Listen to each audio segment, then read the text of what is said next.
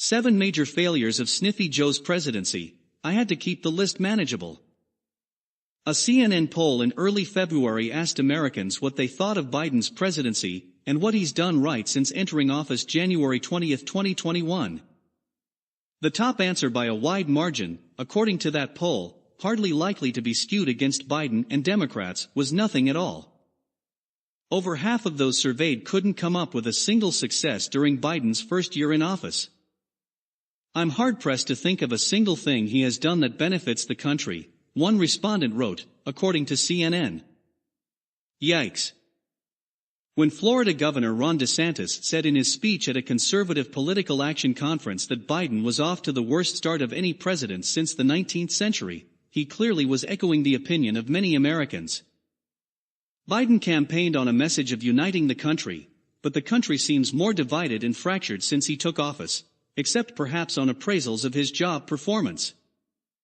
Biden is now hitting record-low approval ratings for a president at this point in his term. Americans are dubious about their leadership for a reason, since more than a few national challenges and outright catastrophes may be tied directly to the failures of this president and his political allies. Here are 7 of them. 1. Border crisis. Security at the southern border has been an ongoing disaster, though one barely given coverage by the legacy media. The massive spike in border crossings initially was excused by Biden allies in the media as a seasonal problem. It was seasonal all right, open borders season. Since Biden took office, a historic surge of migrants has crossed the border illegally in numbers that are the highest in decades. And the problem isn't abating. According to U.S. Customs and Border Protection, U.S. agents logged 153,941 migrant encounters in January. This was double the number of encounters the previous January and quadruple the number from the January before that. Just 3 months into the 2022 fiscal year, the United States has already recorded nearly 500,000 southwest border encounters, Jordan Boyd wrote at The Federalist in late January. So far, border apprehensions in the 2022 fiscal year are on track to exceed 2 million, which would blow away the 2021 fiscal year's already record-breaking 1.7 million apprehensions.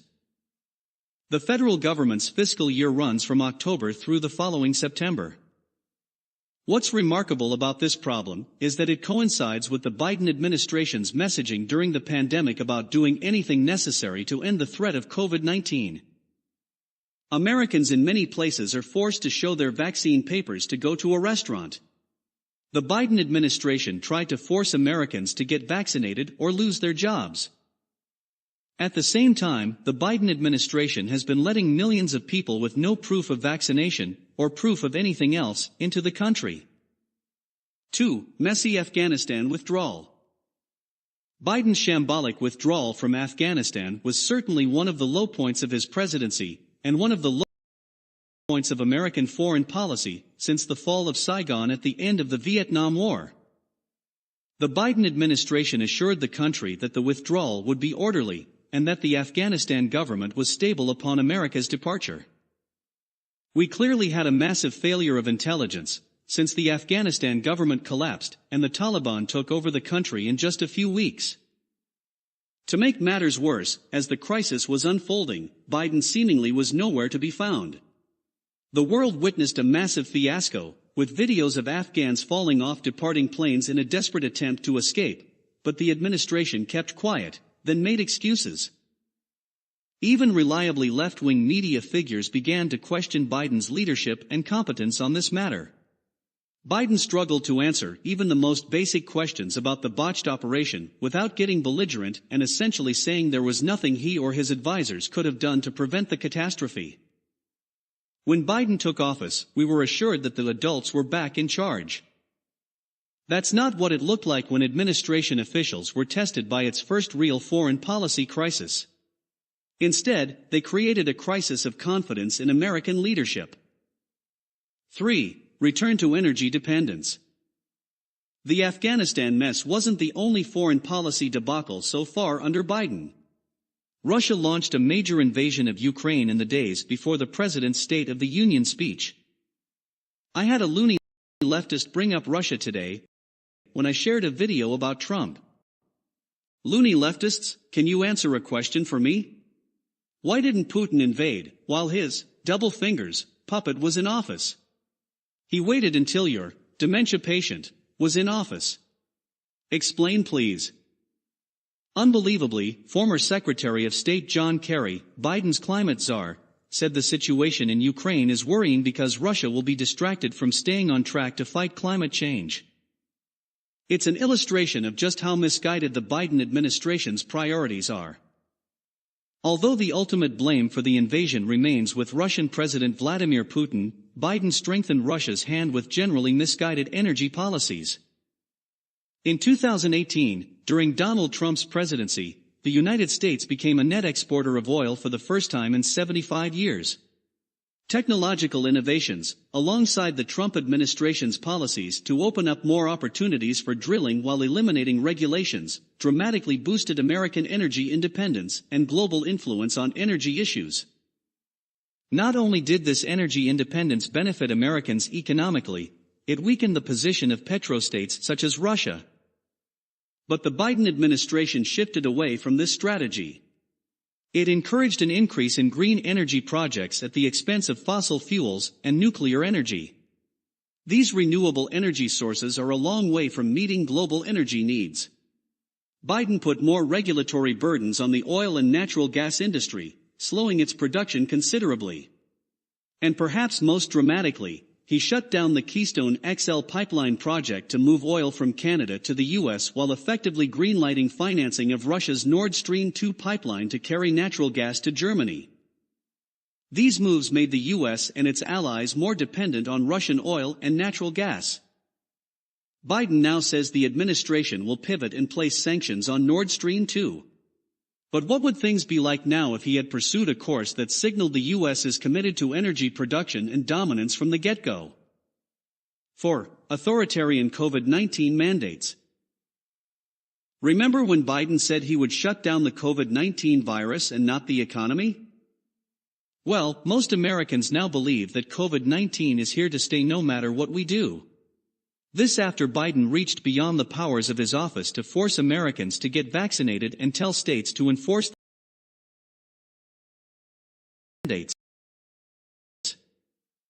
Yet, more people. Biden tried to force private employers and other organizations with over 100 or more employees to enforce a vaccine mandate, despite saying that he didn't think it was exactly constitutional.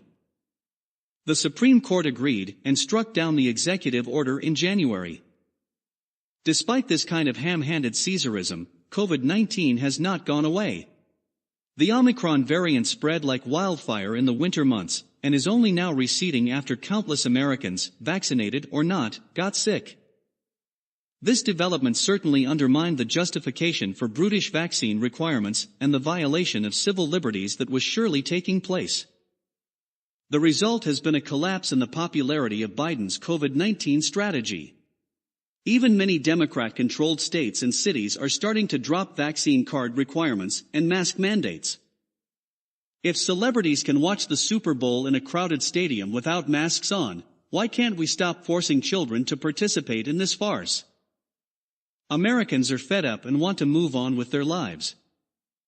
5. Crime surge. American cities have experienced an explosion of violent crime since the summer of 2020. It's a trend that shows. In December, ABC News reported that a dozen U.S. cities had set homicide records in 2021. This trend coincided with, and almost certainly was exacerbated by, the defund the police movement. In fact, many Democrat-run cities made good on this slogan by defunding their police departments and stemming the use of proactive policing. No surprise that cities that defunded police agencies often make the list of places with the largest increases in violent crime. Now, some of these city leaders are changing their tune and restoring police funding after much of the damage has been done. This hasn't stopped reckless left-wing district attorneys, such as Chesa Boudin in San Francisco and Alvin Bragg in New York City, from selectively deciding not to prosecute crimes. Biden mostly has dodged the idea that radical policies embraced by his Democratic Party are to blame for this issue. Instead, Biden has pointed to the pandemic and guns as the cause of the sustained surge of violence and criminality, rather than the lawless riots and soft-on-crime policies.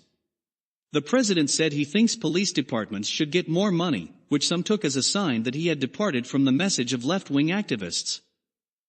However, Biden said in January that he thought police should get more money to hire psychologists and social workers, which essentially is what the defunding crowd has called for. 6. Rising inflation.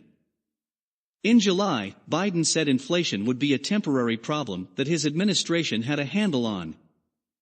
I want to be clear, my administration understands that were we ever to experience unchecked inflation in the long term, that would pose a real challenge for our economy, Biden said.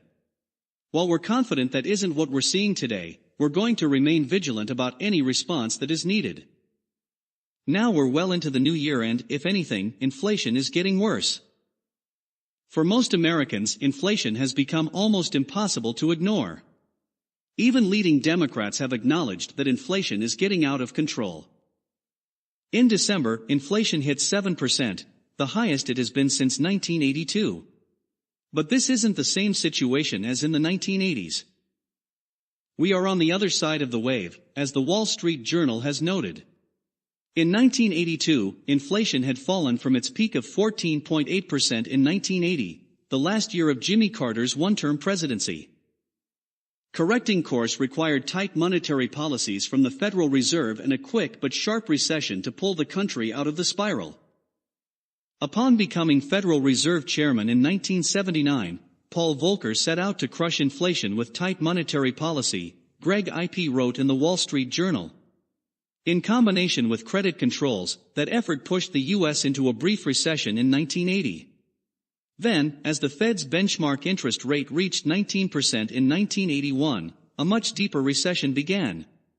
By the summer of 1982, inflation and interest rates were both falling sharply. For decades of generally low single-digit inflation would follow. Today, inflation is rising, not falling. And it's been exacerbated by the policies of the Biden administration, rather than being lessened as it was in 1981 by the policies of the Reagan administration. Rachel Gressler, an economics expert at the Heritage Foundation, explains that Biden and his legislative allies are making a bad situation worse. Having already stimulated greater demand for goods and services with $5.5 trillion in so-called COVID-19 spending while simultaneously restricting the labor supply through welfare without work policies and COVID-19 unemployment benefits that discouraged a return to work, the Biden administration and progressive lawmakers are pursuing more of the same. Their big government socialism Build Back Better Act, increased regulations, and command economy tactics would all exacerbate inflation. Biden is starting to change his tune about the whole temporary thing about today's inflation. But he chose this path, and now the country is paying the consequences. 7. War on parents. Violent crime is spinning out of control, but the Justice Department clearly doesn't see that as the real threat to this country. No, the real threat is parents who disagree with what's happening in their local schools. Parents around the country, even in far-left San Francisco, have been organizing in response to the misguided and often egregious policies of many K-12 schools. From the inclusion of critical race theory and similar racialized ideas in classroom curriculum to over-the-top COVID-19 restrictions that forced students to stay home for over a year or wear masks all day long, parents are fed up. The result has been old-fashioned self-government in action. However, the response from the left has been to call transparency a threat to democracy, demonize parents, and threaten them with an FBI investigation. In October, Attorney General Merrick Garland sent out a memo calling on the FBI to investigate violent threats against school officials and teachers, despite a lack of evidence of such threats. The Biden administration actually moved to treat parents as if they were domestic terrorists. It appears that Garland's memo was urged on by the National School Boards Association, which represents many local school boards. The association also receives a huge amount of money from teachers' unions.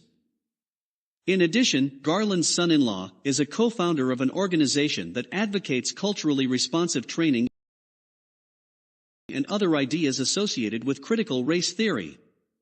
General's memo wasn't only an uncalled to parents, it also appeared to involve some serious conflicts of interest.